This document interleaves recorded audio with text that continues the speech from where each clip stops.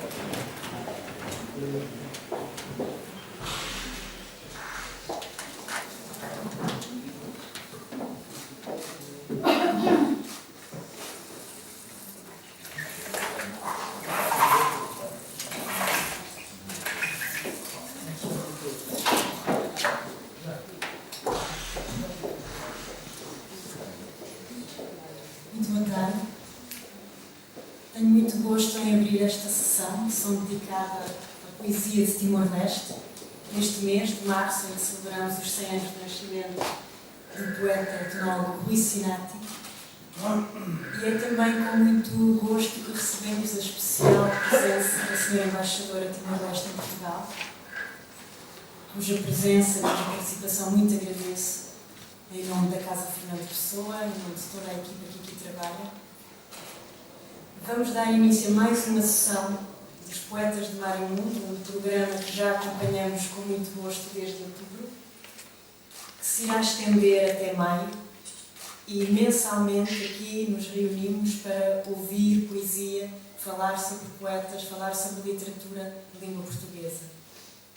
Este programa, que nos foi apresentado por Maria Maia, em nome da Associação 8 Séculos de Língua Portuguesa, é um programa que recebemos com muito interesse, a que damos continuidade com todo o entusiasmo e esperamos que seja também uma forma de partilha em que todos falamos a mesma língua, em que podemos comunicar, em que nos podemos entender muito bem. É também uma forma de receber visitantes, público, que vêm de outros lugares, de outras geografias e que aqui se reúnem, que aqui podem dialogar, comunicar. E, como sabem já, os participantes assíduos, há um momento que me agrada particularmente, quando o microfone se inverte e passa então a palavra a quem está sentado desse lado para que partilhe connosco poemas que saiba de cor, poemas que tenha trazido, poemas que por alguma razão decidiu partilhar, apresentar neste momento de encontro. Gostaria então de deixar esta saudação inicial, agradecer mais uma vez a presença da Sra. Embaixadora, restantes membros da Embaixada e, claro, agradecer a todos os presentes, o público que faz destas sessões o que são e que dá sentido ao nosso trabalho. Muito obrigada também à Maria Maio pelo trabalho que tem vindo a fazer e minhas felicitações. Aliás, pelo conjunto dos projetos da Associação ao longo deste ano e desejo que a sessão corra da melhor maneira e boas leituras, boa poesia.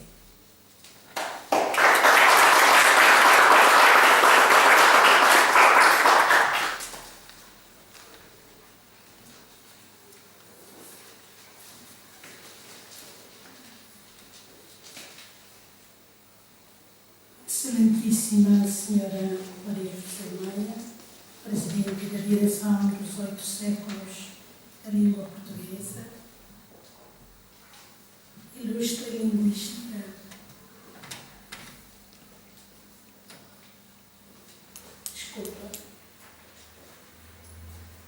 Senhora representante da Casa de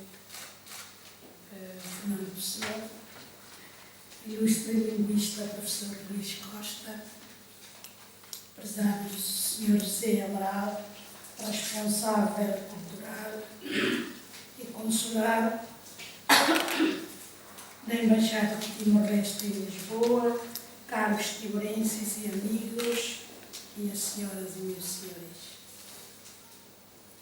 É com enorme honra que hoje marco presença nesta tertúlia poética intitulada Poetas de Mar e Mundo Timor-Leste, no âmbito de comemorações dos 8 séculos da língua portuguesa. Quero, em primeiro lugar, agradecer à Senhora Presidente da Direção dos 8 séculos da língua portuguesa, a Associação, Doutora Maria Maia, pelo tão amável convite que me dirigiu para fazer parte desta mesa. Quero também agradecer à senhora por ter acolhido nesta magna casa. Hoje presta-se homenagem à poesia e aos poetas de Timor-Leste, mas a referir os poetas de Timor-Leste, importa realçar o contributo que Portugal teve e sempre terá na importância da literatura e poesia para a construção da identidade e formação cultural do homem timorense.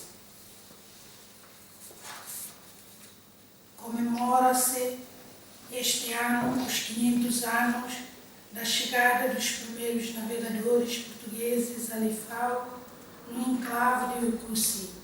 Para além da implementação da língua portuguesa, também a religião católica propagou no país.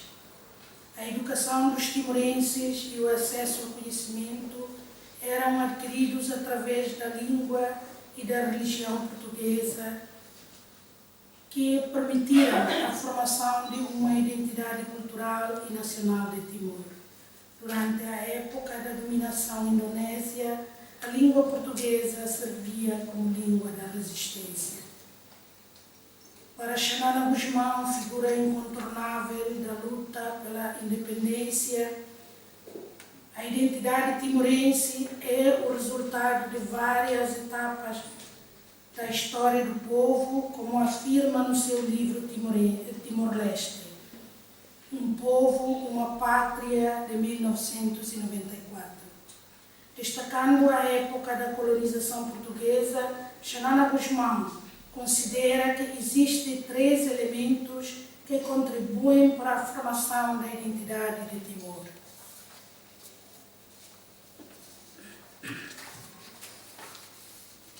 Primeiro, a cristianização que, se não alterou radicalmente os fundamentos morais da sociedade indígena, conseguiu, no entanto, impregnar-se na espiritualidade do pensamento timorense.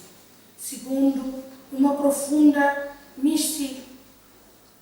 miscigenação cultural, produto da interação de complexas relações, desde a violência administrativa à imposição dos emocionais e desde o equilíbrio dos comerciais ao paternalismo das religiosas que se estabeleceram entre o dominador e os dominados. Terceiro, a aquisição de uma língua estrangeira, o português, como fator para uma interpretação mais polivalente das realidades. Após a conquista da sua independência, Timor-Leste entra numa outra fase da sua história, a da construção do Estado-nação. Em 2002, a língua portuguesa foi consagrada pela Constituição da República Democrática de Timor-Leste, a par do Tetum, a língua oficial de Timor-Leste, como um dos elementos da identidade nacional. Foi através da luta pela independência que os timorenses se definiram como um povo com história, cultura e identidade própria. Minhas senhoras e meus senhores, para falar da poesia, quero destacar alguns nomes de poetas e escritores que muito contribuíram para a poesia e literatura de Timor-Leste, tais como Francisco Borja da Costa, autor do hino nacional de Timor-Leste, Cairala Xanana Guzmão, Fernando Silvão, Afonso Lauten, Luís Cardoso, Rui Sinati, Fátima Guterres, que é aqui presente, e João Aparício. No presente ano celebra-se o centenário do Rui Sinati, poeta, antropólogo e agrônomo, que dá nome à Escola Portuguesa de Dili. A sua formação em agronomia e antropologia contribuíram para investigações sobre o território timorense, nomeadamente nas áreas agrárias, fitogeográfica e da antropologia. O volume de trabalho desenvolvido sobre Timor despertou o interesse do poeta em escrever sobre as suas experiências enquanto investigador, retratando o convívio com o povo, o contacto com a natureza e descrevendo as paisagens de Timor-Leste. Excelências, termino reiterando os meus iniciais agradecimentos e muito obrigada.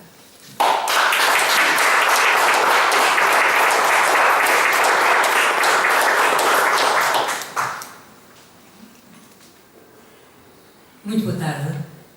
Bem-vindos à Casa Fernando Pessoa e a estas tertúlias poéticas, Poetas de Mar e Mundo. Em primeiro lugar, gostaria de agradecer à Casa Fernando Pessoa, na pessoa da sua diretora, doutora Clara Riso, e gostaria de agradecer à senhora Embaixadora de Timor-Leste estar a sua presença e as suas palavras nesta saudação que fez e neste primeiro retrato que nos fez da literatura de Timor-Leste, nomeadamente com alguns dos nomes dos seus poetas mais importantes. Gostaria só de acrescentar, relativamente ao Rui Sinati, de que festejamos o centenário do nascimento, que ele se apaixonou profundamente por Timor-Leste. Teve um enorme respeito, para além de se ter apaixonado pela sua geografia, apaixonou-se pelo seu povo, lutou pela sua cultura, o que lhe valeu também alguma dissensão com o governo de Salazar na altura. E por tudo isso também nós todos temos que estar gratos a Rui Sinati, que escreveu profusamente sobre Timor-Leste. Esta sessão, dedicada a Timor-Leste, vai ter 3 partes. Uma primeira, em que eu vou pedir já de seguida ao professor Luís Costa e ao Dr. José Amaral que nos façam um enquadramento da literatura e da poesia de Timor-Leste. Uma segunda parte, em que serão ditos poemas de Timor-Leste. Eu direi alguns, mas a pessoa que nos irá apresentar de uma maneira mais completa essa poesia será o Dr. José Amaral. E uma terceira parte em que o microfone fica aberto ao público. Eu irei pedir desde já que as pessoas que quiserem intervir portanto, digam um poema que não seja demasiado longo, para dar oportunidade a que todos possam fazer a sua intervenção que desejarem. Depois, se sobrar tempo, poderá haver uma segunda roda. Muito obrigada a todos.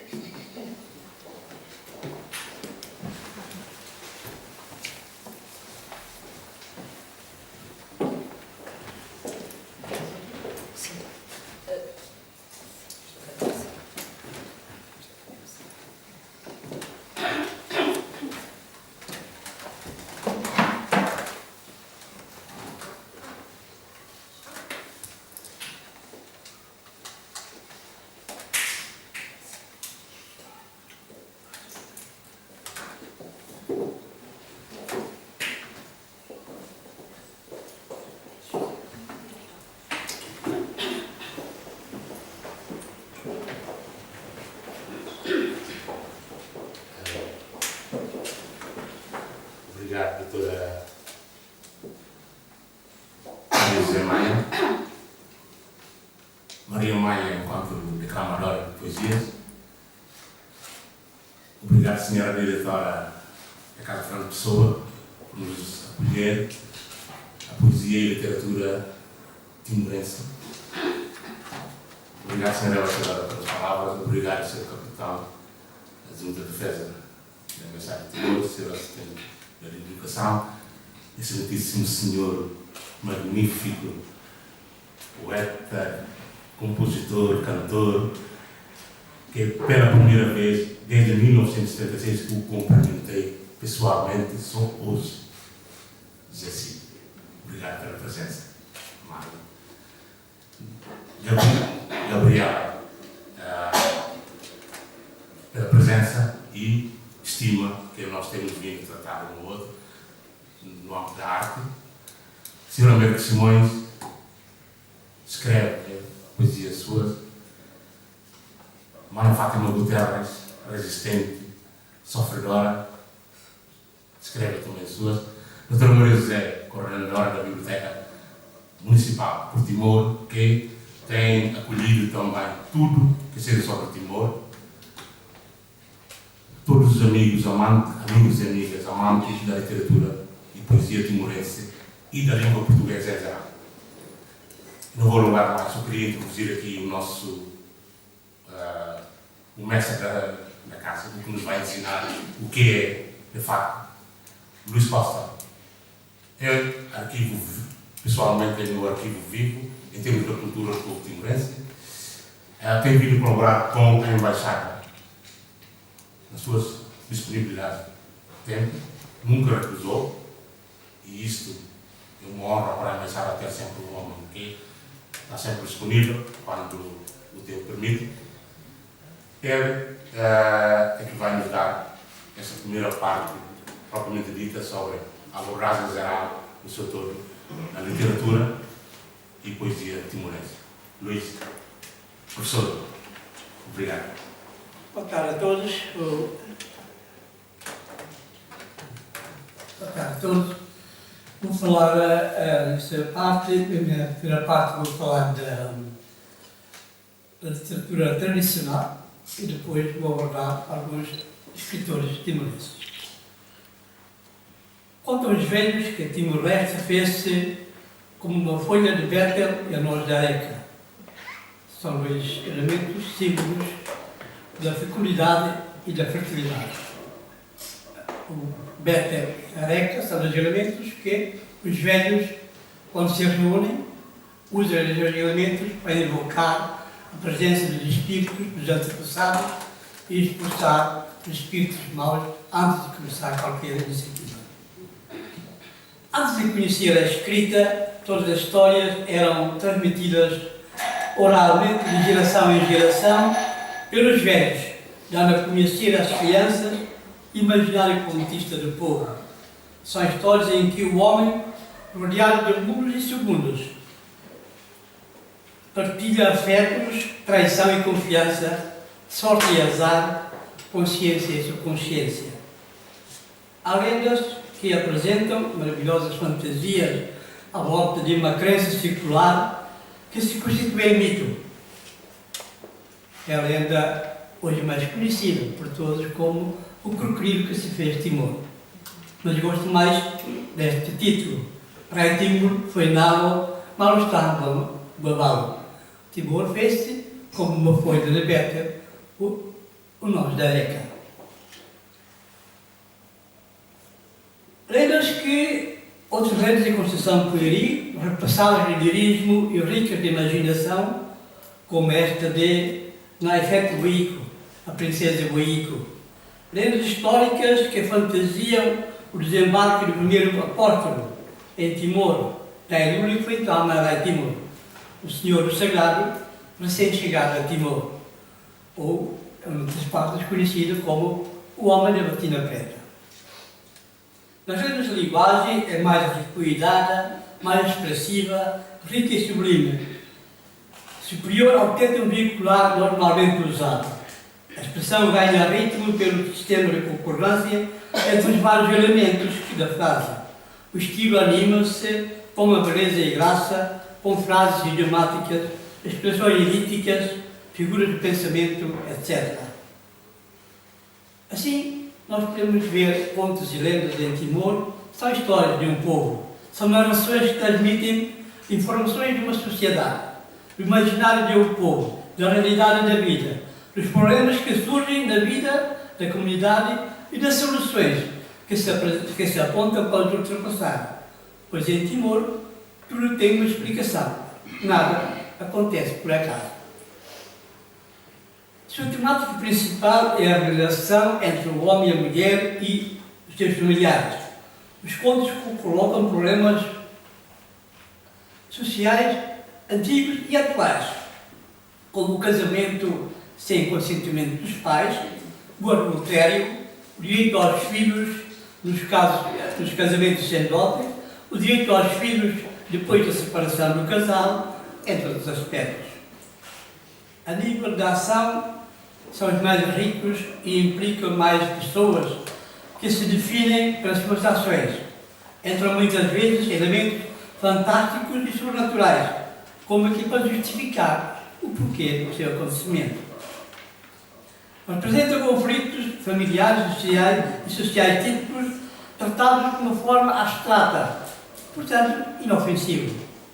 A solução proposta corresponde muitas vezes e quase sempre aos valores tradicionais da comunidade, que podem por vezes pôr em causa outros valores que se adquirem na medida que o povo vai se evoluindo e no seu contato com as outras sociedades do mundo.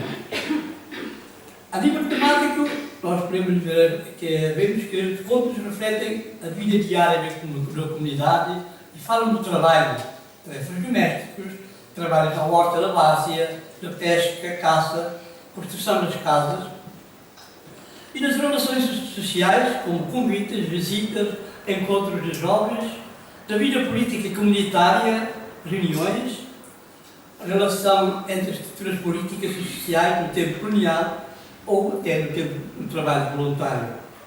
Temos, portanto, entre os contos e as lendas, temos alguns de ordem mitológicas. São aqueles que configuram homens e animais, dotados de recursos e poderes com os quais dominam as forças da natureza. Há lendas que admitem a pré-existência da Terra.